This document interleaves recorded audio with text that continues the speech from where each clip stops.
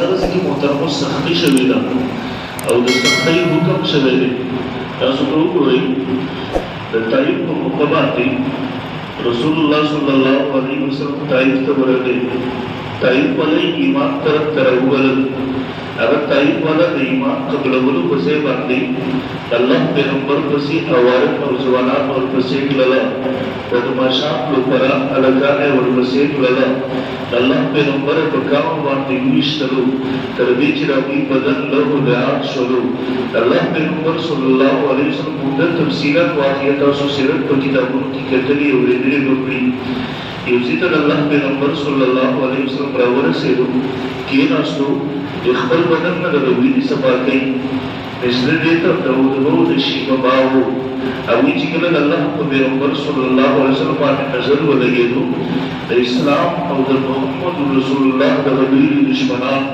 د دې هم د الله پیغمبر باندې رحم راغی، ترس یې ور باندې راغی. خپل یو غلام انداز ته د انګورو صبر لدا هغې ته اوبه ورتللې، ورته یې دا ورته ور وباسه.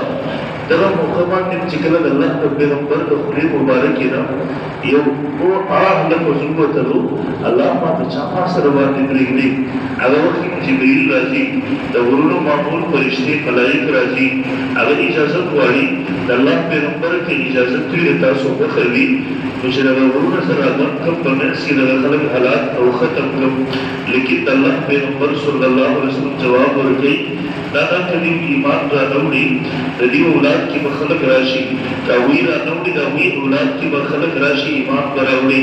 دا د الله پیغمبر د امت سره محبت و. دا د الله پیغمبر هغه خلکو ته معافي کوي چا چې د الله پیغمبر په کام ویستلی دی، چا چې د الله پیغمبر په وینو باندې سور کړی دی، چا چې د الله پیغمبر نیولی دی، هغه د الله پیغمبر ستړی شي کېږي، دیوې کېناستو ته نه پرېږدي. دومره په سختو طریقې سره تاسو ته وګورئ د احد جنګ کې د الله پیغمبر غاښونه مبارک شهیدان دي، بدن نه وینه مبارک روانه شوله. دغه وخت کې د عذاب راتلو خطر ده. د الله پیغمبر دعا کوي، اللهم اهد قومي فانهم لا يعلمون. یا الله زما قوم ته هدایت وکړي، دوی نه پوهېږي. لیکن چې کله د پیغمبر د ناموس مسله راغلې ده، بیا د هغه پیغمبر شان بدل دی. او کومو کله مو پته شوله د الله پیغمبر صلی الله علیه وسلم لاس دی، یو کس راغی د الله پیغمبر مبارک شه اوس کې رسم مبارک راکړي، ورته وایي د الله پیغمبره پلانکې چې د تاسو رشته داران دي، تاسو ورته هر وخت دعا کوله، یا الله د پلانکې به په جهنم نه سود کېږي، دې ته هدایت وکړي. ویل هغوی را روان دي د ایمان قبلولو لپاره. الله پیغمبر صلی الله علیه وسلم ورته وفرمیل، ویل خبردار دلته د رارسېدو نه مخکې نه د قتل سپارښتنه شروع شو. د الله پیغمبره تاسو خو د ابو سفیان وخت کې خلکو ته معافي وکړله، تاسو خو لوی لوی دشمنان لوی لوی قاتلانو ته معافي وکړله، دا خو د تاسو رشته داران دي. د الله پیغمبره د دوی دپاره خو تاسو دعا کړې وه، اوس هغه خلک ایمان قبلولو دپاره راځي، تاسو یې قتل یې کوئ. الله پیغمبر صلی الله علیه وسلم جواب ورکړو، یو وجه ورته بیان کړله، ویل د طائف په موقع باندې دغه دوه کسان یو زما د حکومت بېادبي کړې وه، ګستاخي یې کړې وه، بېحرمتي یې کړې وه، او زما په دین کې د ګستاخو لپاره نرمي نشته دی. تاسو ته وګورئ الله پیغمبر بخاري شریف کې دا روایت موجود دی. دغه وخت کې یو یهودي دی او ډېر سخت ګستاخه سړی دی، د الله پیغمبر ګستاخي به یې کړې، کعب بن اشرف. نبي علیه الصلاة والسلام په یو مجلس کې وفرمیل اگر باندې څوک کافي شي. یو صحابي باز محمد ابن مسلمه رضی الله عنه چې لوی جرنیل و، الله پیغمبر باندې اجازت ورکړه. الله پیغمبر اجازت ورکړه، روان شو، ملګري واغستل، د کعب بن اشرف کور ته راځي، ملاقات کوي، ورته وایي کعبه دې چې راغی، ورته وایي باید راغله، ورته وایي بیا یې زموږ نه پیسې مخکې دي، چاپې مخکې ده.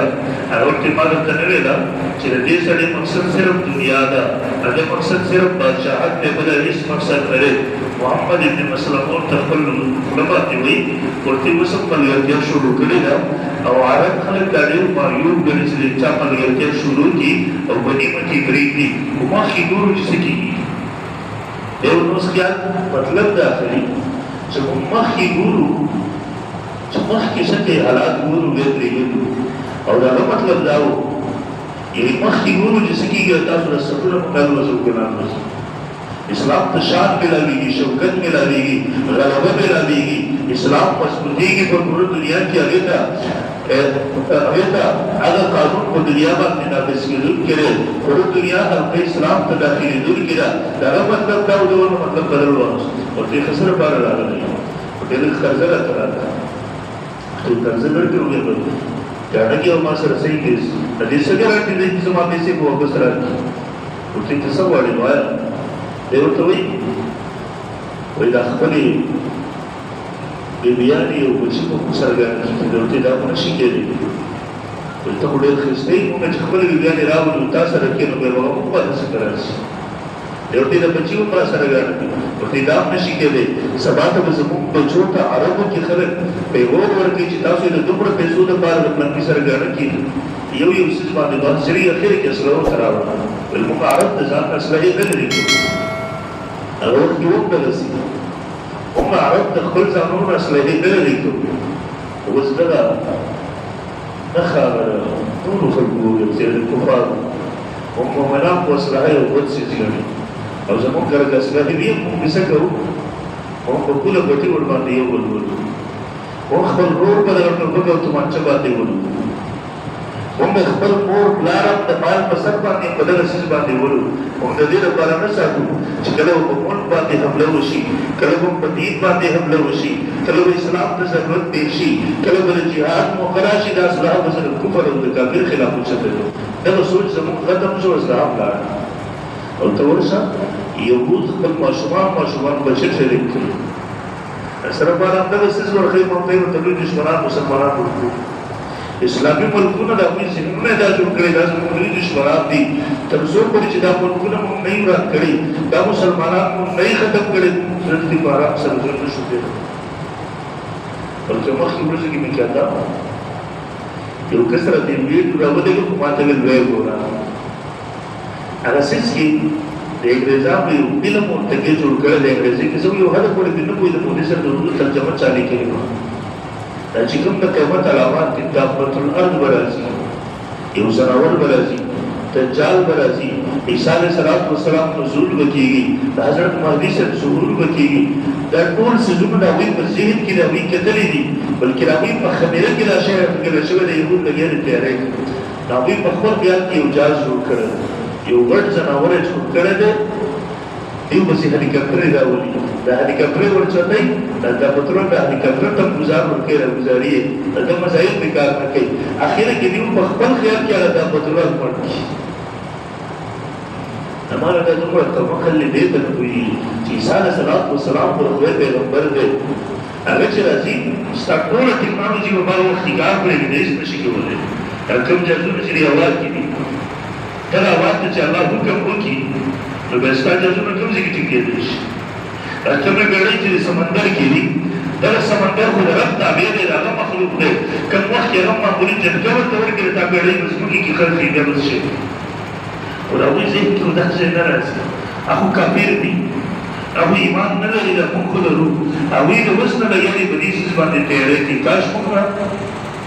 د دوو پیسو لپاره د مسلمان قتل جایز کړو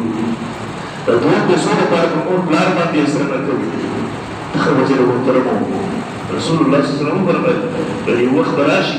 دا کافران به په تاسو باندې دغسې راځي لکه وږی چې په دسترخوان باندې راځي صحابه ته پوښتنه وکړه الله پیغمبره موږ به کم یو په دغه وخت کې ویل نه تاسو به ډېر شئ الله رسول بیا نو ولې دغسې کېږي رسول الله صلی الله علیه وسلم حب دنیا وکراهیة الموت وجه به دی تاسو به د دنیا سره محبت کوئ د دنیا کې به دومره ورننوځئ دا به هر شی وګڼئ د پلار نه به درته دنیا قیمتي وي د مور نه به درته دنیا خوږه وي د خپل وروڼو نه به درته دنیا خوږه وي د مسجد جومات مدرسې عالم حافظ قاري د اسلام نه به درته دغه